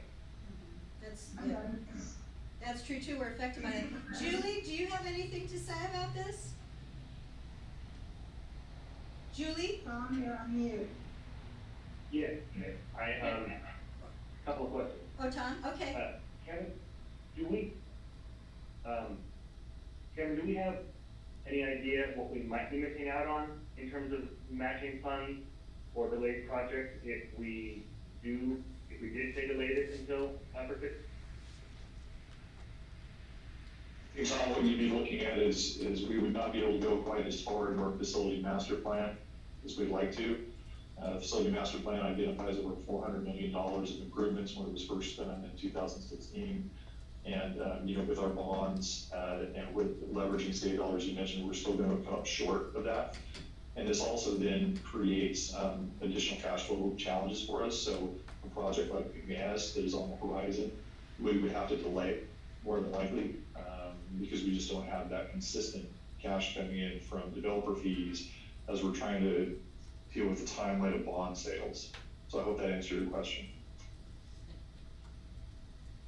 And I thought the number of units that played into this, that if say these units are projected to be built in the near, because we know how much construction is going on now. Correct. And if, say the plans start being submitted, I believe it's when the plans are being submitted Right. is when they come up with the amount that they have to pay on this. And then, if we miss out on that, yeah, it's hard to determine that because it's really up to the construction, the contractors or whoever who are submitting those. Yeah, it's a difficult choice. I mean, you taking into consideration what we need, but then also how this plays into the bigger picture of low-cost housing, and does this even make any sort of tiny little dent in what's going on compared to what we need and how we need to take care of ourselves? So, I don't know, does anybody wanna, Kathy? Yeah, thank you. And can you hear me? Yes, yes. Okay, so,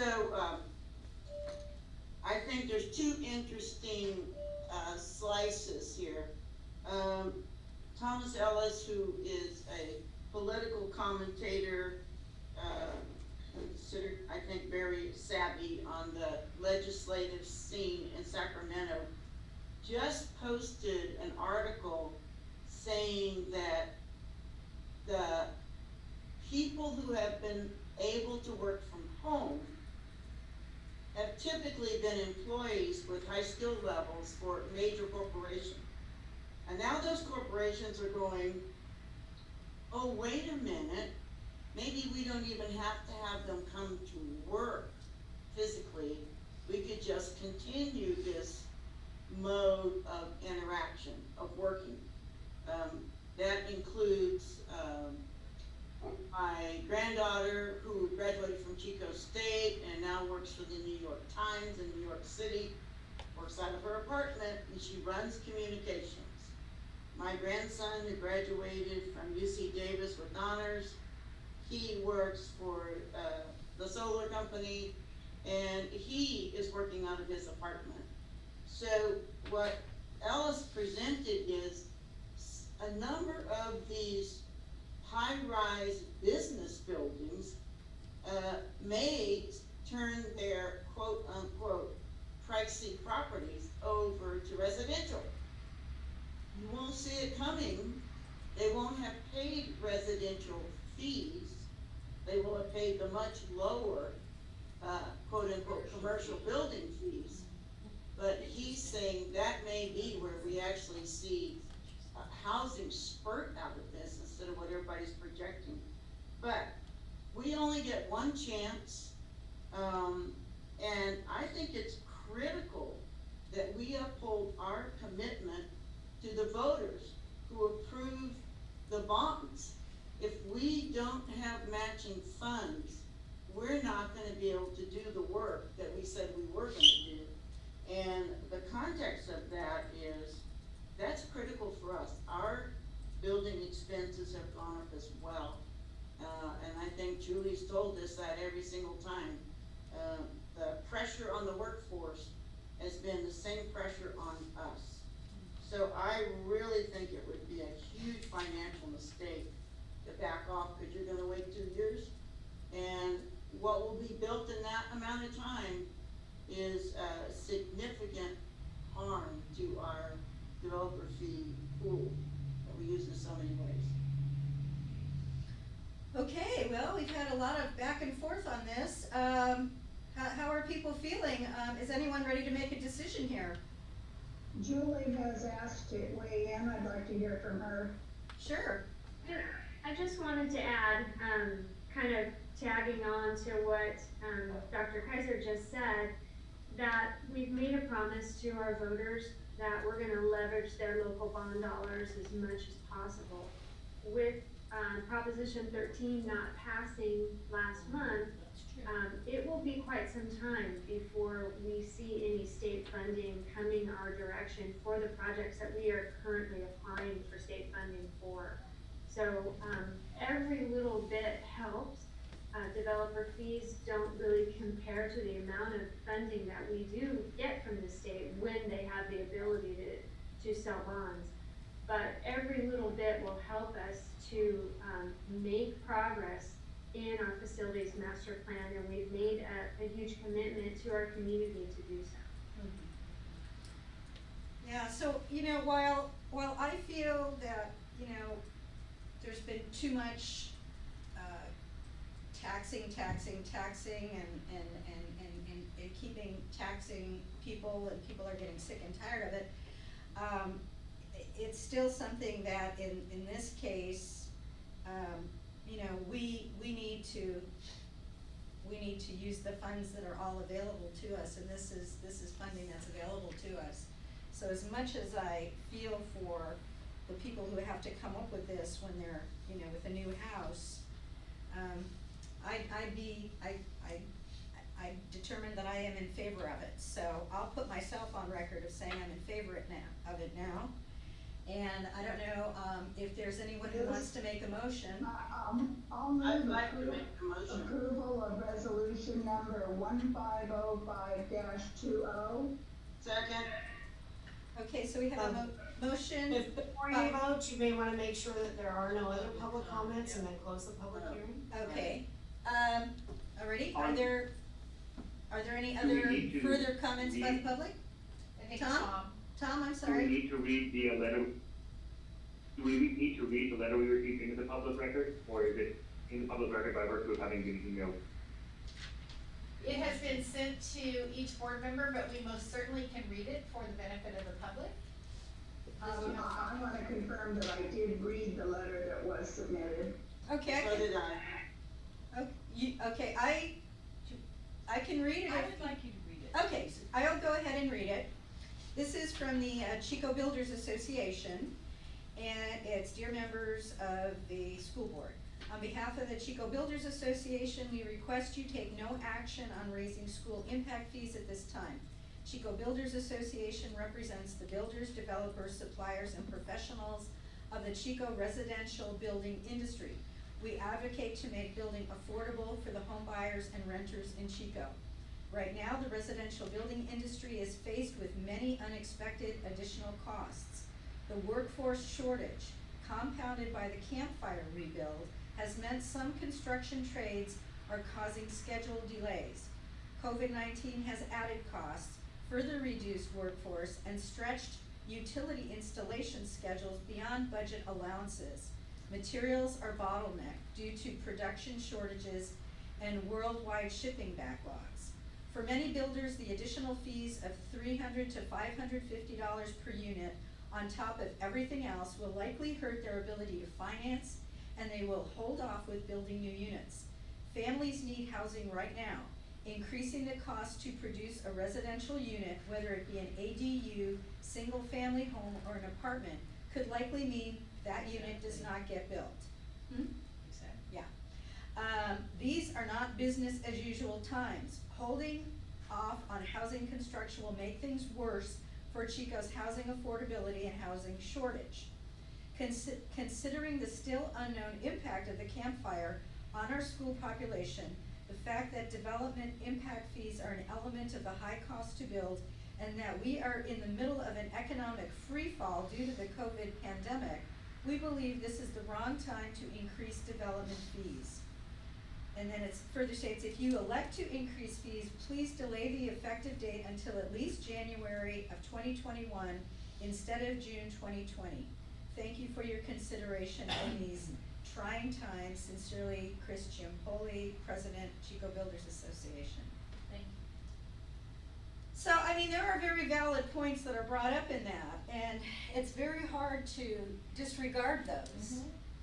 What is the, aside from losing some dollars, what is the issue about delaying the increase?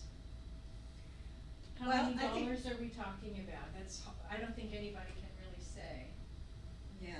I don't think anyone can say either. The context of it is, I think you give them a giant loophole where either they all rush to file Which they might. in that delay, literally, just rush to file, or they claim that we can't do anything for 2 years, i.e. a sucker pool. I think it's really interesting that he's talking about affordable housing when at the current point in time, that is not in the building permit process going on at all. They're not building affordable, they're intentionally building bigger homes and more expensive homes, and Paradise is a glaring example. Housing prices up there have dramatically jumped, but people aren't building the houses that were there, they're building bigger houses. Okay, anyone else want to speak right now? Yeah, I'm gonna comment one last time. Okay, Tom. Honestly, I thought it would be a cold day in hell before I would, argue on behalf of developers, but here I am.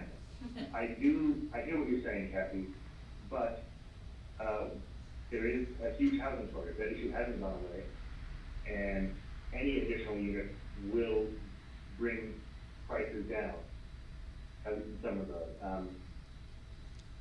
With that in mind, I would move that we adopt this with a built-in, 6-month delay, on the residential side only, and, levy the, commer- Commercial's not being raised. So that would be a amendment to the motion Yes, that's I already like on the that floor? amendment. Is that a friendly amendment, Kathy? Well, I don't know that it's legally possible. I literally don't know the answer to that. I don't know, Lynn, do you know? I think she Yeah, already I- commented it wasn't. I don't know the No. answer to that. Yeah. See, My that makes apologies. me extremely suspicious. I think that was a false, I'm not talking about Tom, I'm talking about, I think that was a false ploy by them. 60 days, if they really, it was a crisis for them, they would submit their building permit in those 60 days. They already have a 2-month window. It doesn't make sense to me that they're claiming, oh, just let us wait till January. The other thing that I know did happen with Paradise, Chico State, students devised plans already pre-laid out that they were gonna give to anyone who wanted to build a home up there. So they would have their process for their permit expedited. So, I literally, I don't know the legality of it, so I'd be against it for that. But I also think there's no evidence that that's really what's at play. Okay, so the issue we have here is, Kathy, it sounds to me like you're saying you would not, well, we don't have the, or you're not convinced we have the ability to delay it, and so you would not accept Tom's suggestion as a friendly amendment to your motion. That is correct, and what I would ask from both Julie and Kevin is, if we do pass this, which I hope we do, is that we go find out what the context of taking a delay would be for real. Because at this point, it's a false premise. I don't know. Lynn doesn't know. That makes me extremely uncomfortable. If we were to find out legally that that was an option, we can come back and amend this. I don't know if Could we delay voting on the motion itself until we have some more answers? Well, Kevin, are you there? and then that pushes the Is it- effective date of Right, the increase. I mean, is it Julie or you, Kevin, who would know, is this, do we have to vote on this tonight? Typically, our timeline is that we bring this to you again every other year, but we do it in the spring so that those new fees, if they were adopted, are in effect for our new fiscal year, roughly around July 1st. So that's the timeline which we've tried to follow in the past. So if you asked us to get more information and bring this back, our next meeting, let's say May, it would still be pretty close to that same timeline. So we could do that, and it wouldn't really change what our intent is to have that language and that fee in place for the new fiscal year. Okay, so as far as the comfort level of people, is that, I mean, we have a motion on the floor right now. I mean, if we vote on that right now, there's a chance that it may go down. Or if we wait and we find out further information, with regards to delaying it, so how does that, we probably just need to take the vote. Probably need to so. take vote. We also need to close the public hearing. Okay, I was the maker of the motion, and I supported Kathy's rejection of the amendment, and I'm gonna call for the question. okay. Okay, so I'm gonna close the public hearing. And I guess we're going to take a vote. All right, I'm gonna ask for a, individual vote, a per person vote. So, Kathy, how do you vote? I vote yes. Eileen? I vote aye. Okay, Tom? With the understanding that my vote is, actually in favor of gathering more information, my vote at this time is Tom, we lost you. We didn't hear the vote. We lost you. okay. Am I back? You're Yeah. back. Yes. Okay. With the understanding that I am casting this vote, not against the principle of the motion, but in order to give us time to gather more information, I am voting no. Okay, Linda? Very similar to Tom, I would like to gather information to delay the onset of this fee increase, so I'm voting no. There you go.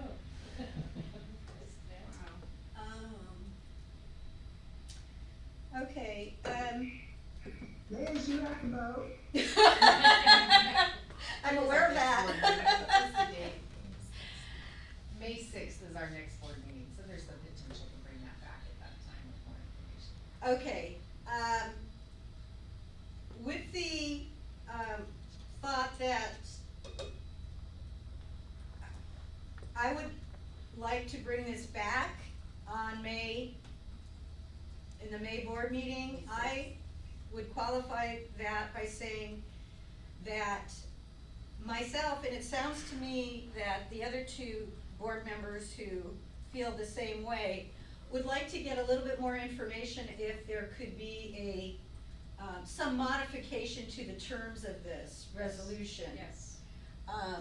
So that we could weigh other impacts that are going on right now in society and weigh things a little bit more. So, I would also, based And on. I don't know if this is possible or appropriate, but could I suggest then that we move to delay as an official, cause I don't know what happens if it gets a no, how we bring it back in that time framework. If I might weigh in, because I called for the question, continuing to debate is not, appropriate. Correct.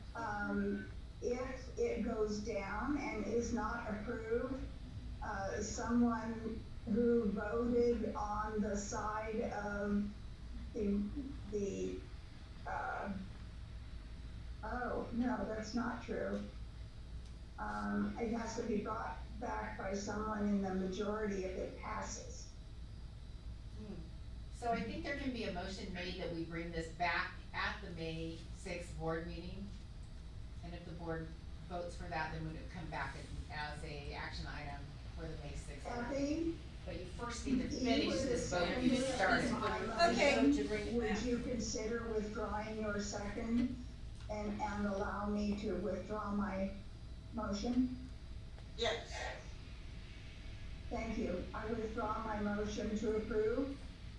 Okay, so based on what the discussion has been, There's no motion on the floor. can we have someone make a motion relative to bringing it back? Table the resolution 1505-20 to the May meeting, and that we request staff to provide additional information as discussed tonight. And that additional information would be, can the implementation of this be postponed until, There were several January? questions asked. One was the legality of postponing the implementation date, and the other was to ask Kevin what the financial impact of not approving it would be, and also financial impact of delaying implementation. And we don't have a second on my motion yet, and Julie raised her hand. and also the difference between approving for residential versus commercial. And we also wanted Commercial's to not know, on the agenda. Yes, it is.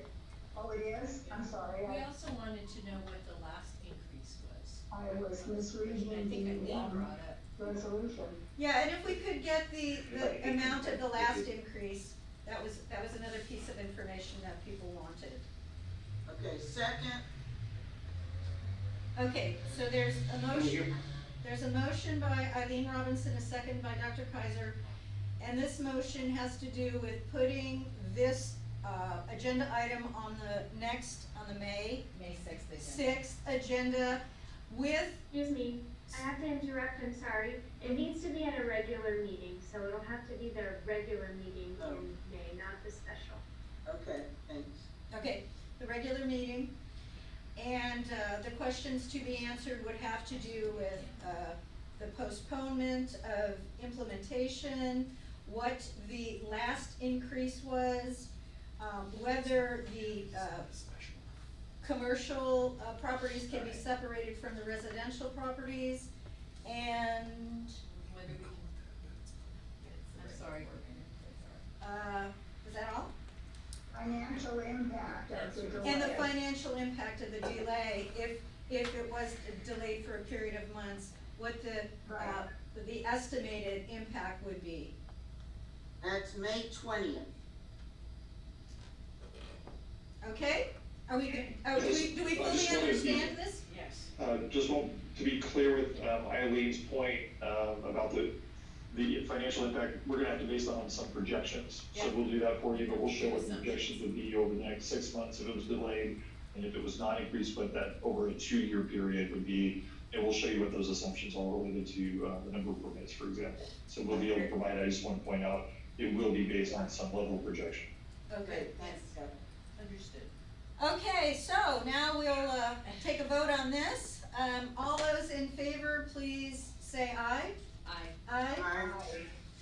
Tom, you were muted. Tom? There, aye. Aye, okay. All right, it is unanimous. This will come back to us with further information for our May regular meeting. Okay, thank you everyone for Thank working you. through that. Thank you. Okay, so Thank you, now Lynn. we will move, thank you very much.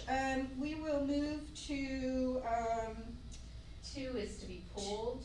yes, to item 3 because, item 2 has been pulled. This has to do with the approval of the leaseback contractor approval, beam repairs at Chapman, Chico Junior, Rosedale, and Sierra View. Julie? Yes. Sorry about that, I was on the wrong page. So this is, you are aware, we have informed the board in the past about the blue laminated beams at Chico Junior, Rosedale, Sierra View, and Chapman in their multi-purpose rooms, and at Chico Junior High, it's also in the library. They were all constructed around the same amount of time, all designed by the same architect, and all the beams manufactured from the same plant.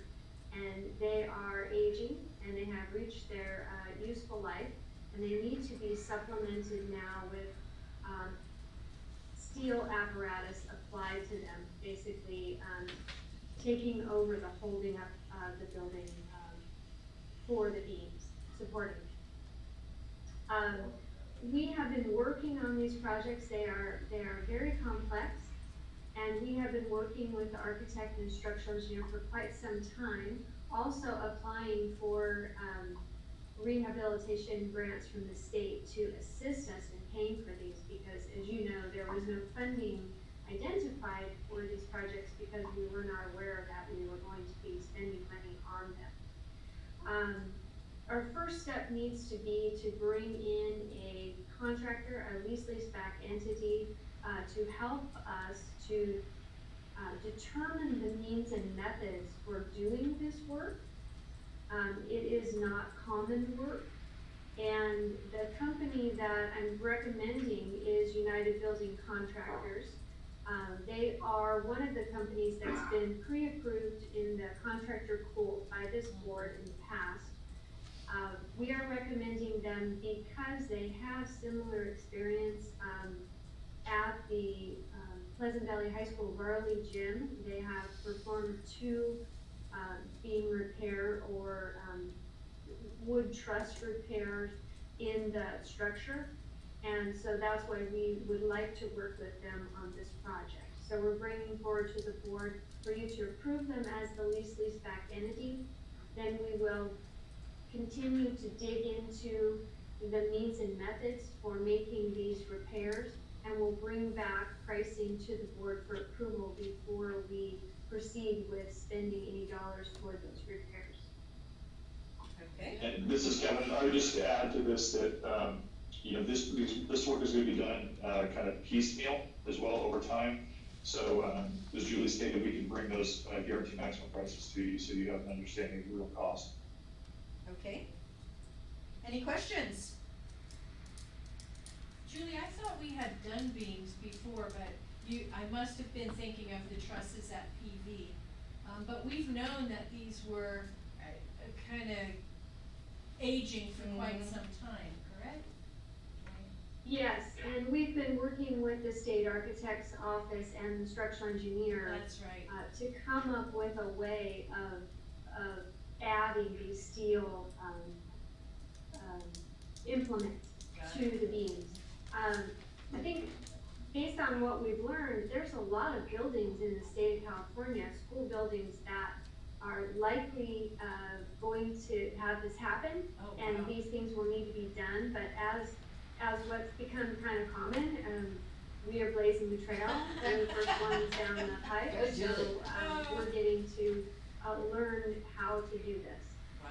Julie, this is the state came and gave us the okay to continue to use these buildings as they weren't a danger to the kids or the staff. Am I correct? If these are the projects that we got clearance on to wait? Yes, you are correct, but I will also mention that our maintenance department is constantly observing and logging information Good. to ensure that the situation isn't worsening. So we're keeping a very close eye on it. I would like to, strongly suggest that we move forward on this because, well, two reasons. One, if something happens, they're gonna say you knew it and you didn't do anything. That puts us in tremendous liability. But the second part of it, being first, hopefully means we get it and we get it at a better price. Because United, UBC will turn right around and be able to say, hey, we're now experts at this, and as Julie noted, many, many schools are gonna find this to be a reality. I'll second your motion, Kathy. Did she make a I motion? didn't hear her make a motion. She strongly But suggested. the motion we is move to forward. move this forward. I'm sorry. Okay, motion by Dr. Kaiser, second by Eileen Robinson. Any further discussion on this? Okay, all those in favor, please say aye. Aye. Aye. Aye. Okay, unanimously passes. Okay, we'll move on to the next one, which will be, designating the Public Works project as an essential government function and delegating authority to designate further Public Works projects as an essential governmental function. Julie? Thank you. Mm-hmm. So as you all are aware, in the Bay Area, there were several counties that, required the shelter in place, prior to Butte County, having the stay-at-home order. Those counties have also enacted, no construction in their counties. And, this is a preemptive move on our part. If our county was to deem, construction non-essential or try to shut down construction, then this resolution allows us to continue working on our projects. Great. There are several reasons why we want to continue. We can definitely accelerate some of our projects since we unfortunately don't have students at our schools. Secondly, it helps the economy going for us to continue to spend money and for people to make money and have incomes to take care of their families. And, also, the contractual side is we're in contract with contractors and we have a big project bidding tomorrow at PV High School. and another, large project bidding the following week at Chico Country Day School.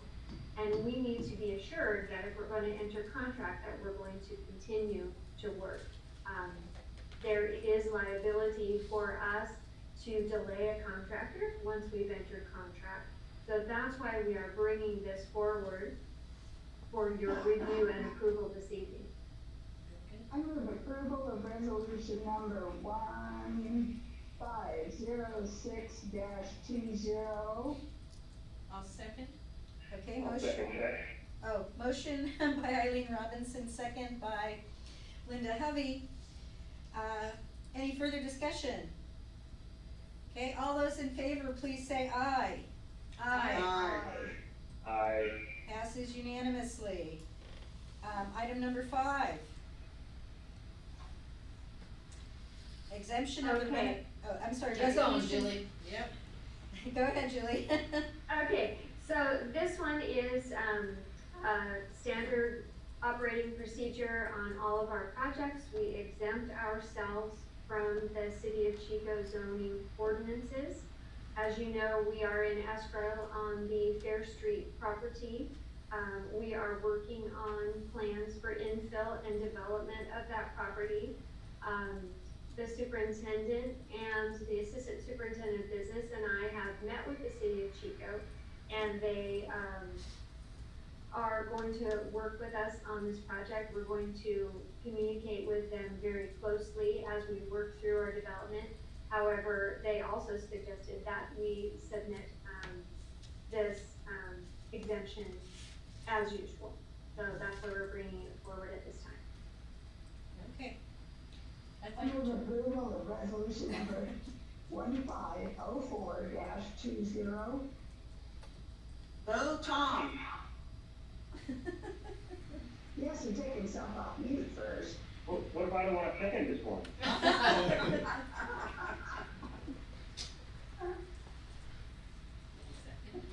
This is Kevin. I'd just like the board to be informed that we will be putting on the Fair Street property due diligence as informational item on every board agenda from now until the time we're done through our due diligence, so we can keep you more informed.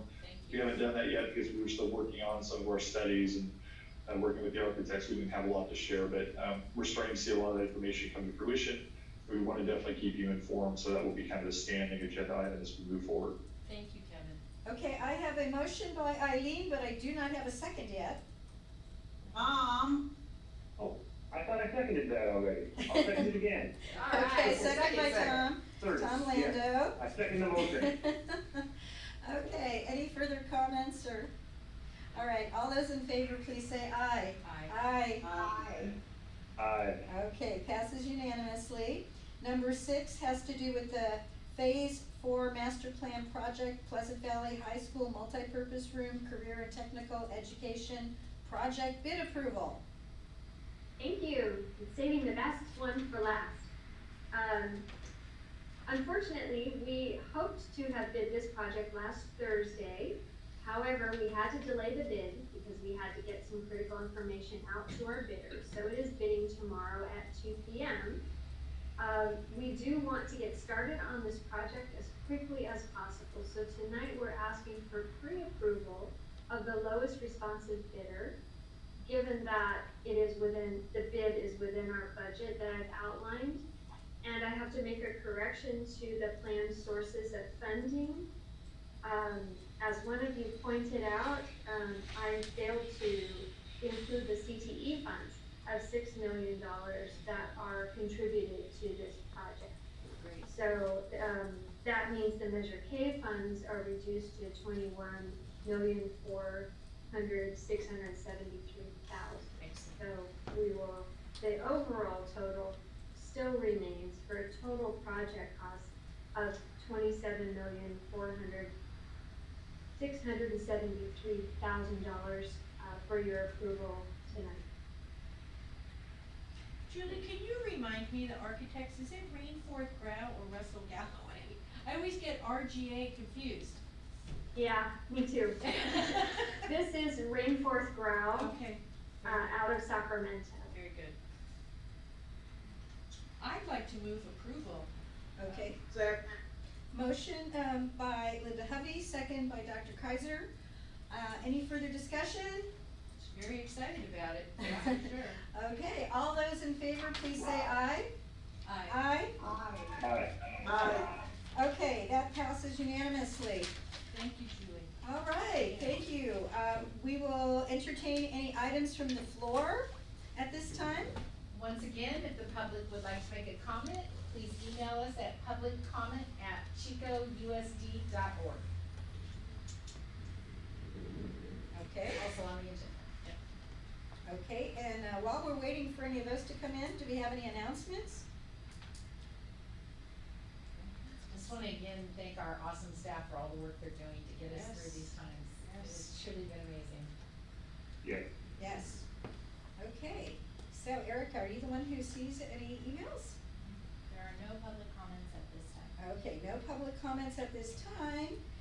So I will close the public session and we will move into closed session. Thank you. I do have a question, are we gonna stay on Zoom for close? No, we'll do a phone line. Same number as. Is it the same number as?